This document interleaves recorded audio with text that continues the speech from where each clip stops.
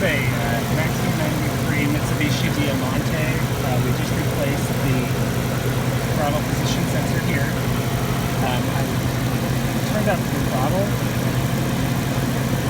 but every time you rev it or you get on it,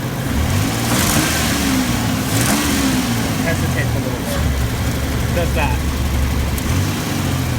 So it sounds like it's fouling up. What do you think? See, step on it, but then if you do it really light, it'll rev up. But if you were to go like this, it misfires. So